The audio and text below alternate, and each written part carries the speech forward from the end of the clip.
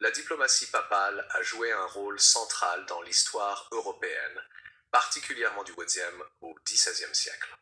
Le pape, en tant que chef de l'Église catholique, n'était pas seulement une autorité religieuse, mais également un acteur politique majeur. Les liances qu'il forgeait et les interventions qu'il menait avaient pour but de protéger la suprématie ecclésiastique, d'assurer la stabilité des États chrétiens et parfois de renforcer son propre pouvoir temporel sur les territoires italiens et au-delà. L'analyse de la diplomatie papale révèle la complexité des relations européennes, où le religieux et le politique étaient étroitement imbriqués. Le pape comme acteur diplomatique. Le pape, dès le Moyen Âge, était considéré comme l'arbitre des princes chrétiens. Sa légitimité religieuse conférait un poids considérable dans les négociations entre royaumes et principautés. Les papes pouvaient bénir ou excommunier un souverain, et cette capacité de sanction morale constituait un instrument de pression politique redoutable. Par exemple, l'excommunication du roi Henri IV par le pape Grégoire VII lors de la querelle des investitures, 1075-1122, illustre l'utilisation de l'autorité spirituelle comme levier politique. Cette décision ne visait pas seulement à contrôler les nominations ecclésiastiques, mais aussi à influencer les alliances et les rapports de force entre royaumes.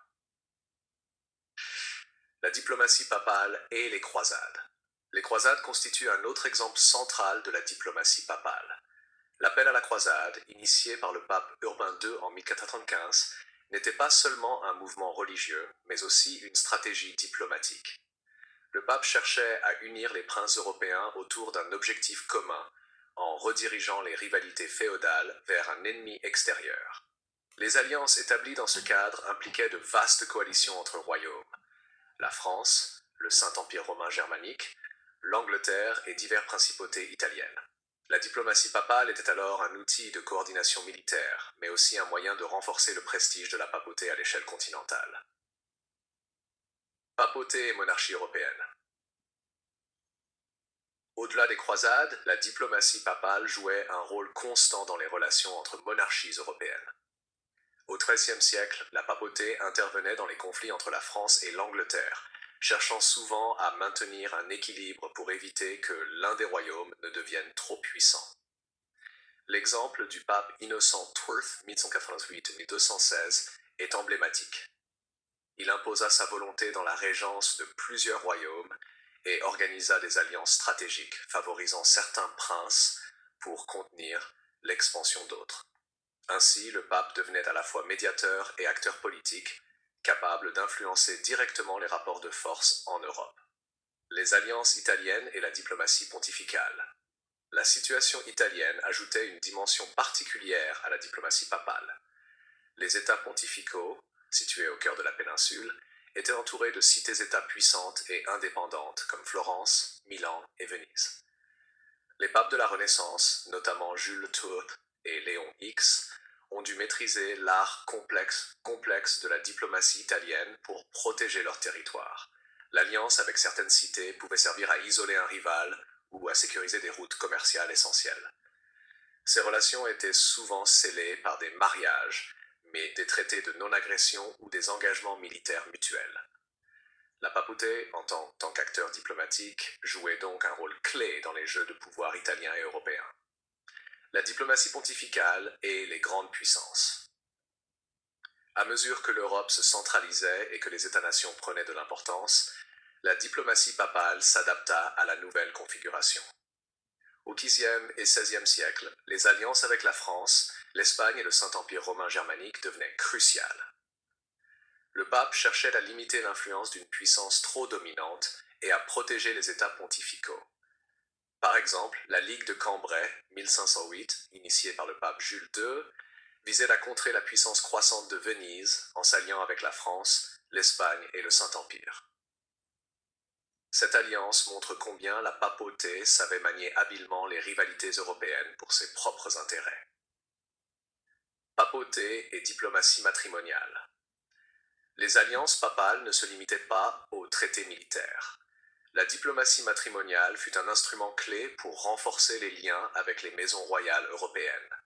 Les papes approuvaient ou dispensaient des mariages entre princes chrétiens, consolidant ainsi des alliances dynastiques. Par exemple, le soutien papal au mariage de Ferdinand d'Aragon et d'Isabelle de Castille a contribué à l'émergence de l'Espagne unifiée et chrétienne. De telles alliances servaient également à renforcer l'autorité morale de la papauté, en validant les unions selon les lois de l'Église et en participant à la régulation des relations dynastiques. Diplomatie papale et enjeux religieux. La diplomatie papale ne pouvait être dissociée des enjeux religieux. Les papes utilisaient leur position pour influencer les conflits religieux internes et externes, comme la lutte contre l'hérésie, la réorganisation des ordres religieux ou la réponse aux réformes. Les alliances européennes étaient souvent conçues pour défendre l'unité religieuse et contrer les menaces perçues contre l'Église catholique. La diplomatie pontificale était donc multidimensionnelle. Elle impliquait des aspects militaires, politiques, économiques et religieux, toujours imbriqués. Les instruments de la diplomatie papale. Pour mener à bien ces alliances, la papauté employait plusieurs instruments diplomatiques. Les nonces papaux envoyés auprès des cours européennes jouaient un rôle clé dans la négociation de traités et la transmission de messages officiels. Les bulles papales, documents officiels, servaient à formaliser les décisions et les alliances. Les diplomates pontificaux devaient posséder une connaissance fine des coutumes locales, de la politique des cours et des réseaux d'influence. La diplomatie papale combinait ainsi autorité morale et compétences politiques, ce qui lui permettait de rester un acteur majeur malgré la fragmentation de l'Europe médiévale. Limites et contradictions. Malgré son influence, la diplomatie papale connaissait des limites. Les intérêts locaux des princes pouvaient contrecarrer les projets pontificaux. Les rivalités internes à l'Église, telles que les conflits entre différentes factions cardinalistes, pouvaient affaiblir la capacité de la papauté à imposer ses choix. De plus, l'émergence de puissances nationales fortes, comme la France et l'Espagne, réduisit progressivement la marge de manœuvre du pape. La réforme protestante au XVIe siècle allait marquer une nouvelle crise pour la diplomatie pontificale, obligeant les papes à repenser leurs stratégies et leurs alliances. Héritage de la diplomatie papale.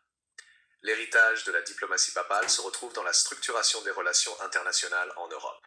Les techniques développées par la papauté, négociation, médiation, alliances militaires et matrimoniales, utilisation de l'autorité morale, ont inspiré la diplomatie moderne. Le pape reste aujourd'hui un acteur diplomatique, mais son rôle est désormais plus symbolique que politique, illustrant le passage de la puissance religieuse à la diplomatie internationale contemporaine. En conclusion, la diplomatie papale a façonné le paysage politique européen pendant près de 6 siècles. Son rôle dépasse largement la sphère religieuse. En orchestrant des alliances, en influençant les conflits et en médiatisant les rivalités entre royaumes, le pape a été un acteur central de l'histoire européenne. L'étude de cette diplomatie montre combien le religieux et le politique étaient liés et comment l'Église catholique utilisait habilement ses ressources spirituelles pour consolider son influence sur le continent. La papauté n'était pas seulement un guide spirituel, mais un maître de la stratégie politique et de l'art de l'alliance.